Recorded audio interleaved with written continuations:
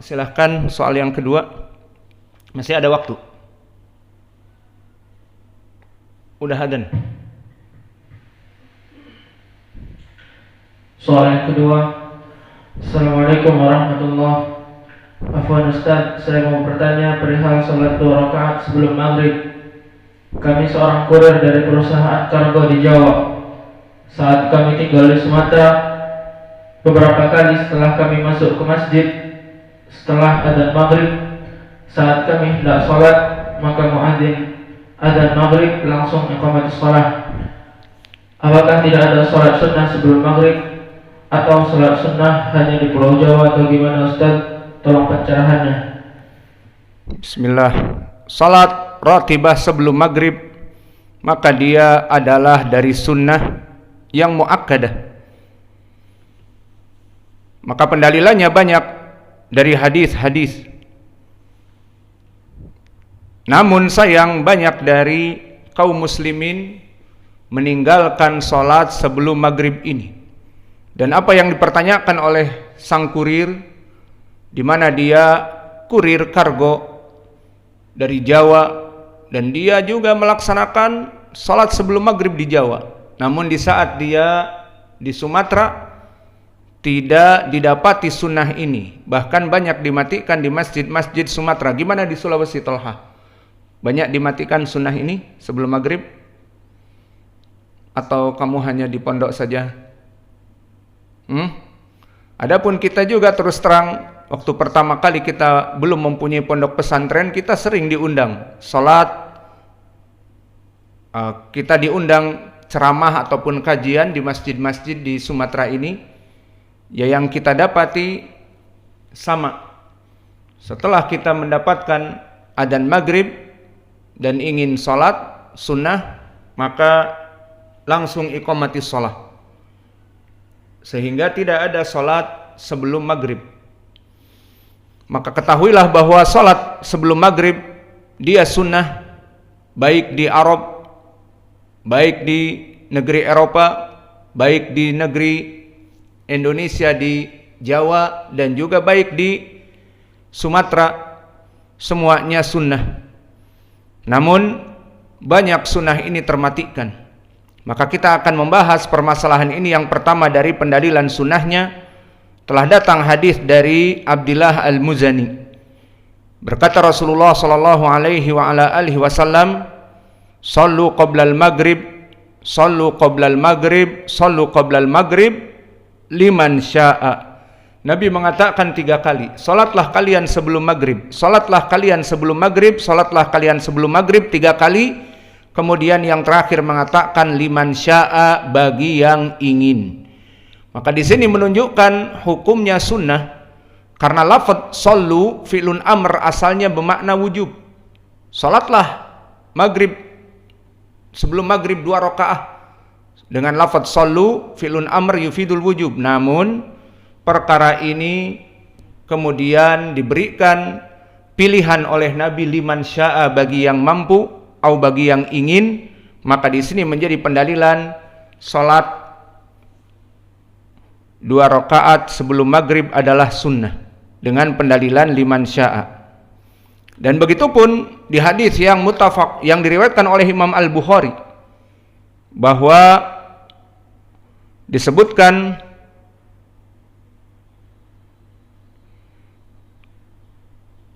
dari Marthad ibni Abdillah Al-Yazni, qala ataitu Uqbata ibna Amirin Al-Juhani faqultu ala ajibuka min Abi Tamim yarka rak'atain qabla salatal maghrib. Faqala Uqbah inna kunna naf'aluhu ala ahdi Rasulillahi sallallahu alaihi wasallam. Qultu fama yamna'uka al'an? Qala asyghulu. Maka berkata Marthad ibni Abdillah Al-Yazani, aku mendatangi Uqbah ibnu Amir Al-Juhani dan aku berkata, tidaklah membuatmu heran perbuatan Abu Tamim, yang mana dia salat 2 rakaat sebelum salat maghrib. Berkata Uqbah, sungguhnya kami melaksanakan yang demikian di zaman Nabi. Lalu apa yang melarangmu untuk melakukannya? Berkata Uqbah, karena kesibukan saja. Maka di sini pun menunjukkan bahwa kami dulu melaksanakannya di zaman Nabi, bahwa dia adalah sunnah dan dilakukan oleh para sahabat. Dan begitu pun di dalam hadis yang lain yang diriwayatkan oleh Anas ibnu Malik, dikeluarkan oleh Imam Al-Bukhari, hadis yang ketiga, laqad ra'aitu kibara ashabi Rasulillah sallallahu alaihi wasallam yabtadiruna sawari indal maghrib. Berkata Anas ibnu Malik bahwa aku mendapati kibar sahabat Nabi, para sahabat Nabi yang agung, yang tua-tua dari as-sabiqun al-awwalin dan dari muhajirin, mereka di masjid setelah adzan maghrib bersegera ke tiang-tiang masjid untuk mengambil sutroh. Untuk apa? Untuk sholat 2 rakaat sebelum maghrib. Maka di sini laqad ra'aitu kibara ashabin Nabi, kata Anas, aku mendapati para sahabat Nabi yang mulia, yang kibar, maka mereka setelah mendengar adzan yabtadiruna sawari, maka mereka mencari dari tiang-tiang untuk dijadikan sutroh di masjid sebelum sholat maghrib. Untuk apa? Untuk sholat 2 rakaat sebelum maghrib. Dan begitu pun di riwayat yang lain yang diriwayatkan oleh Imam Muslim dari Anas ibnu Malik juga, bahwa kami dulu saat muadzin mengumandangkan adzan maghrib di Madinah, kata Anas, kunna bil Madinah fa idza adana al muadzinu li salatil maghrib ibtadaru sawari fayarkauna rak'atain hatta inna rajula al ghariba la yadkhulul masjida fayahsibu anna salata qad suliyat min kathrati man yusallihima. Berkata Anas ibnu Malik, di saat kami di Madinah dulu, di saat selesai dikumandangkan salat maghrib, maka berparinglah para sahabat mencari tiang-tiang masjid untuk dijadikan sutroh, untuk dijadikan sutroh salat. Fayarka'un rak'atain, maka mereka salat 2 rakaat, di mana-mana melaksanakan 2 rakaat. Maka kata Anas, seakan-akan jika ada orang yang baru datang ke Madinah dan bukan ahli Madinah dan masuk ke masjid sekarang sebelum maghrib, maka dia akan menyangka bahwa salat maghrib telah didirikan. Kenapa? Karena saking banyaknya para sahabat yang salat sunnah tersebut. Maka ini menunjukkan bahwa salat rawatib qoblal maghrib sangat disunahkan yang muakkadah. Para sahabat dulu tidak pernah meninggalkannya bersama para sahabat yang lain menunggu Nabi datang. Maka inilah dari sunnah yang bisa kita berikan. Dan begitu pun di hadis yang berikutnya, yakni yang kelima, diriwayatkan oleh Imam Al-Bukhari dan Muslim dari Abdullah bin Mughaffal. Qala Nabi sallallahu alaihi wa ala alihi wasallam baina kulli adanain salah summa qala fi thalithah liman syaa. Maknanya setiap di antara 2 adzan, yakni antara adzan dengan iqamat, itu ada sunnah. Setiap antara adzan dan iqamah itu ada sunnah sampai 3 kali bagi yang menginginkan. Ini hadis dimasukkan juga oleh kita sebagai pendalilan yang bersifat umum, bahwa salat sunnah itu disunahkan dari 2 adzan. Setelah adzan maghrib, sebelum iqamati shalah ada 2 rakaat. Itu maknanya. Sehingga rakaat sebelum maghrib ada dari hadis Abdullah bin Mughaffal, karena masuk kepada kullu adanain shalah, baina kulli adanain shalah, di antara 2 adzan, yakni antara adzan sampai kepada iqamah ada 2 rakaat untuk didirikan salat. Maka ini dalil yang sahih dan dalil yang sharih, pendalilan tentang disunahkan 2 rakaat sebelum maghrib. Adapun kita menjawab, kenapa kok bisa dari kalangan kaum muslimin sengaja mematikan sunnah ini? Maka apa latar belakang mereka? Maka kita bahas syubhat yang ada pada mereka. Syubhat yang pertama berdalil dengan hadis, namun hadis ini dhaifun jiddan. Maka kita bantah secara terperinci. Kita bantah yang pertama, syubhat mereka berdalil dengan hadis, namun hadisnya dhaifun jiddan.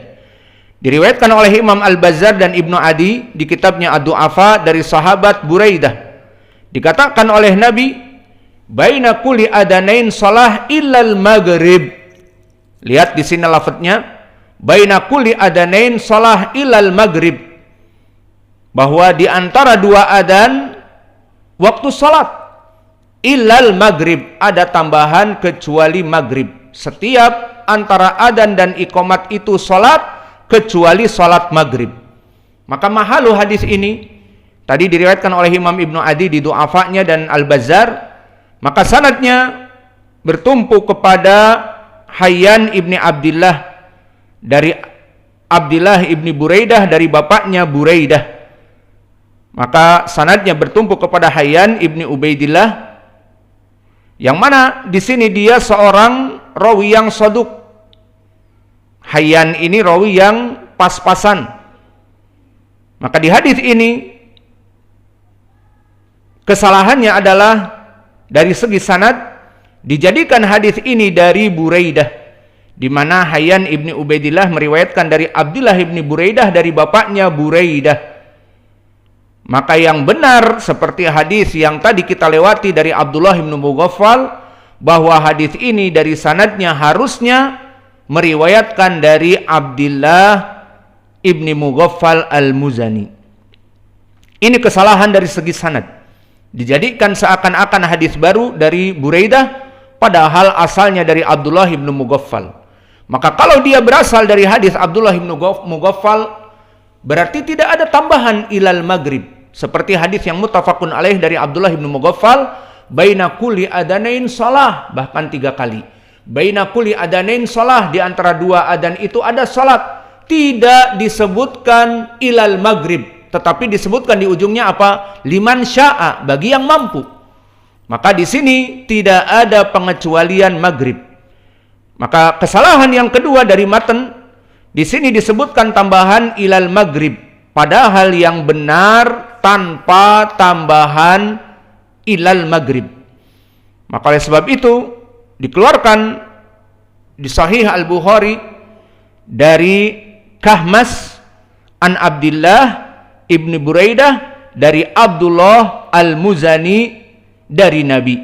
Lihat bagaimana sanad yang benar, diriwayatkan dari Kahmas dari Abdullah ibni Buraidah dari Abdullah al-Muzani, Abdullah ibn Mughaffal al-Muzani, bukan dari bapaknya Buraidah.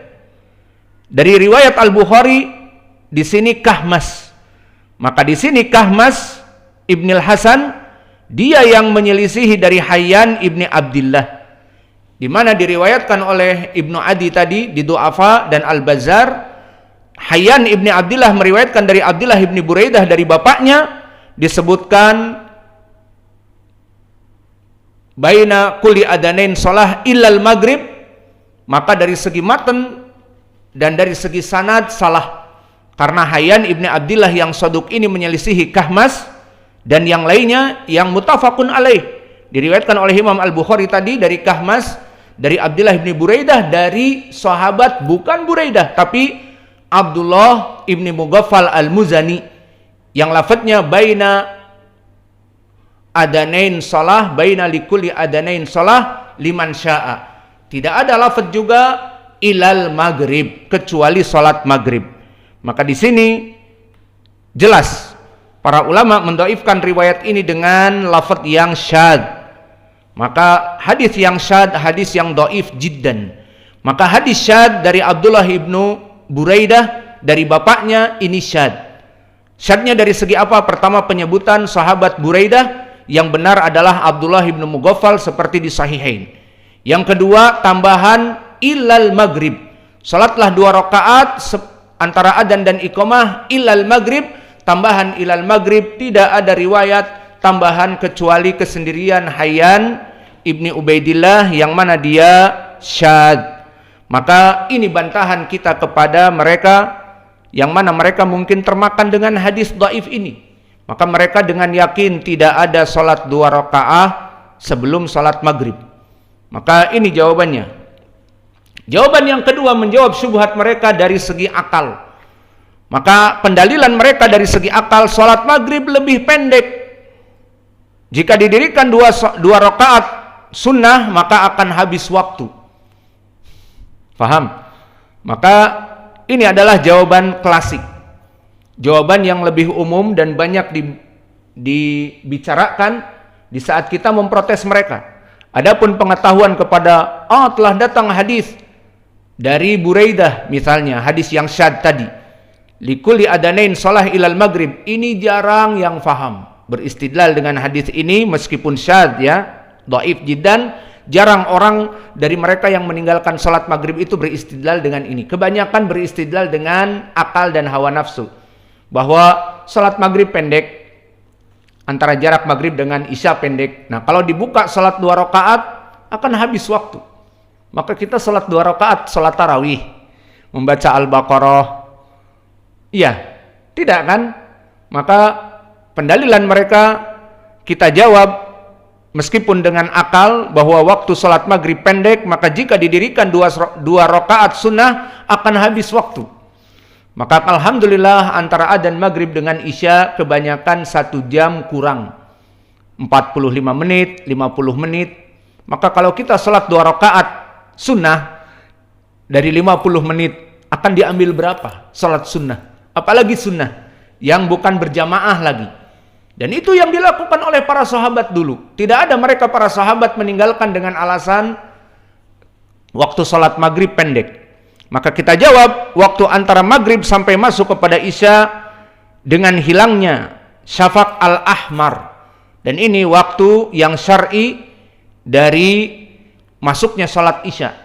Bidihab asy-syafaqil ahmar. Kapan kita melaksanakan salat isya? Dengan hilangnya merah yang merona di langit. Jika hilang merah yang merona di langit itu, maka telah masuk salat isya. Maka kapan dhihab syafaqul ahmar? Kapan kemerah-merahan di langit itu hilang, lembayung merah itu? Sekitar 1 jam dari adzan maghrib. Maka jika diadakan salat sunnah yang hanya 5-10 menit paling panjang, salat 10 menit misalnya, maka hilang berapa?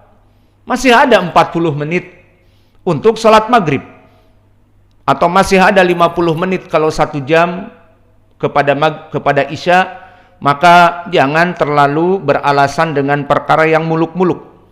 Maka waktu seperti ini masih panjang, bahkan bisa kita pergunakan untuk kajian di masjid antara maghrib dengan isya. Maka dalam waktu 45 menit panjang. Maka janganlah meninggalkan salat sunnah dikarenakan permasalahan yang alasannya hanya sekedar hawa nafsu. Kemudian pendalilan yang ketiga,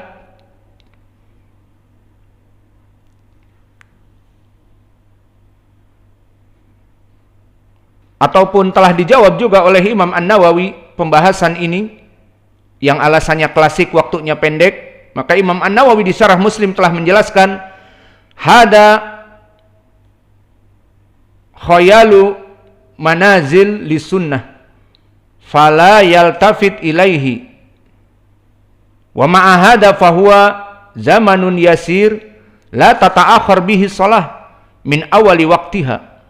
Apa kata Imam An-Nawawi menjawab mereka orang-orang yang meninggalkan 2 rakaat sebelum maghrib dikarenakan waktu yang pendek? Ucapan hayalan ini telah menghinakan sunnah. Hada khayal manazil li sunnah. Ucapan hayalan ini telah menghinakan sunnah. Jangan kita berpaling kepada ucapan ini. Alasan klasik, salat maghrib waktunya pendek, karena selain itu salat sunnah hanya butuh waktu sedikit. Tadi kita bilang 5 menit, ya Allah paling panjang 10 menit. Salat sunnah 10 menit. Tidak ada yang salat sunnah seperti salat tarawih panjang sampai habis waktu isya, tidak ada. Maka tidak mengakhirkan salat maghrib dengan alasan ini. Ini syubhat yang kedua. Syubhat yang ketiga, sebagian dari mereka mengatakan dengan lantang pula bahwa hadis disyariatkannya 2 rakaat sebelum maghrib itu hadis yang mansuh. Makna mansuh dihapus hukumnya. Maka seperti hadis-hadis yang mansuh atau ayat-ayat yang mansuh. Maka ini pun adalah perkara yang tidak benar. Maka Imam An-Nawawi telah menjawabnya juga di Syarah Muslim. Wa amma man idda'a linasakh fahuwa mujazifun. Li'anna nasakh la yusaru ilaihi illa ida ajazna anit ta'wil wal jama' bainal ahadits wa alimna at-tarikh wa laysa huna syai' min dalik. Adapun mereka orang-orang yang meninggalkan 2 rakaat sebelum maghrib dikarenakan alasan hadis-hadisnya dimansuh, telah dihapus hukumnya, sudah tidak ada lagi salat 2 rakaat sebelum maghrib, dari segi pengamalan dihapus, maka ini ucapan yang mujazif. Mujazafah maknanya ucapan bualan yang tanpa hujjah, omong kosong, the big liar, omong kosong yang tidak ada hujjah. Maka nasikh wal mansuh, kalau kita kembali kepada ilmu usul, maka dia butuh kepada tarikh, diketahui mana yang awal dan mana yang akhir. Maka permasalahan seperti itu tidak ada pada permasalahan salat 2 rakaat sebelum maghrib. Maka oleh sebab itu yang rajih, dan kita katakan bahkan bukan yang rajih, yang benar, salat 2 rakaat adalah sunnah yang dari dulu sampai sekarang dilakukan, dan ini adalah fatwa-fatwa dari ulama zaman now seperti fatwa Lajnah Ad-Daimah dan fatwa dari Syekh Ibnu Baz rahimahullah dan juga Ibnul Utsaimin rahimahullah, dan juga fatwa dari Syekh kami Muqbil Al-Wadi'i dan para ulama di zaman now, bahwa salat 2 rakaat sebelum maghrib adalah dari sunnah. Dan adapun subuhat mereka dari 3 perkara telah kita bantah. Wa naktafi ila huna wa jazakumullahu khaira wal muadzin yu'addi